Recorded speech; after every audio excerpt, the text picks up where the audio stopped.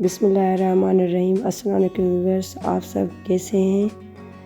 आज बना रही हूँ बे गोश्त। बहुत अच्छे बनते हैं, टेस्टी बनते हैं, इसलिए मैं आपसे शेयर कर रही हूँ। आप खाएं तो बहुत अच्छा लगेगा, बहुत अच्छा टेस्ट आता है इसमें। तो आइए आज इस रेसिपी को बनाना शुरू करते हैं। इसके लिए मैंने लिया है बड़ा गोश्त आधा किलो और आधा किलो बे, दोनों आधा आधा किलो लिया है। ये अदरक और लहसुन का पेस्ट है। प्याज लिया है मैंने दो टमाटर लिए हैं, हरी मिर्च लिए हैं 3-4, हरा धनिया।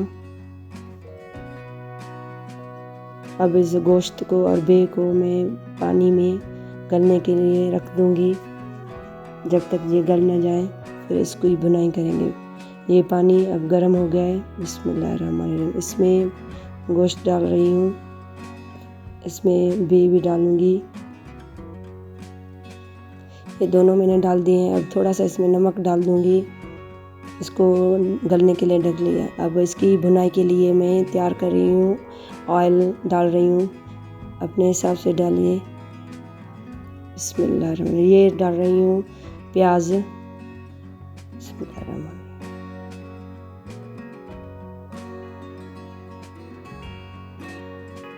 अब इसकी भुनाई करेंगे जब तक ये गोल्डन हो जाए, तब तक इसको पकाएंगे।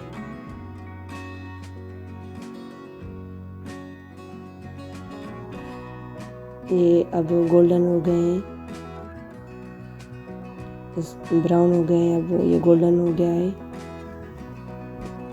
1 चम्मच अदरक और लहसुन का पेस्ट डाल रही हूँ, और मैंने थोड़ा सा बचा के रखा है, जब गोश्त डालूंगी उसमें भी डालूंगी, इसलिए मैंने थोड़ा सा इसमें डाल दिए हैं प्याज में। और ये गोश्त मैंने गलने के लिए रख दिया था, अब ये डाल रही हूँ। बिस्मिल्लाहिर्रहमानिर्रहीम।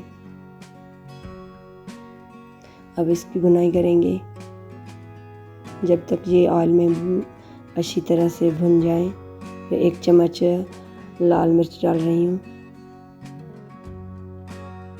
1 चम्मच आधी कुटी हुई लाल मिर्च, और हल्दी पाउडर 1 चम्मच,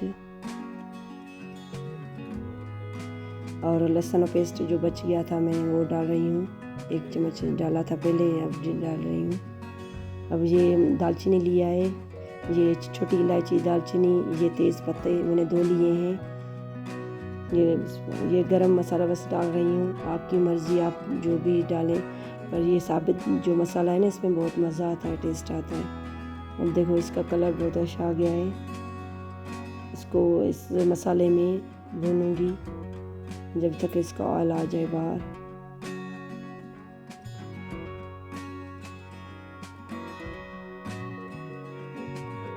जो मैंने पानी गोश्त गलने में लिए रख दिया था, वो मैंने बचा के रखा है, वो डाल रही हूँ थोड़ा सा।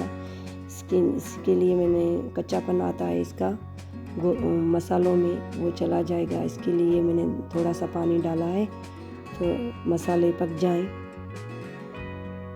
तो मैंने टमाटर डाल रही हूँ। अब इसको ढक्कन दूंगी थोड़ा सा गलने। अब इसकी भुनाई करेंगे। टमाटर गल गए हैं बहुत अच्छी तरह से। अब इसको भूनेंगे जब तक ये मसाला और टमाटर अच्छी तरह से हल हो जाए। इसका कलर भी बहुत अच्छा आ गया है और खुशबू भी बहुत अच्छी आ रही है। ये नमक डाल रही हूँ 1 चम्मच, मैंने पहले भी नमक डाला था, आप अपने हिसाब से नमक डालिए।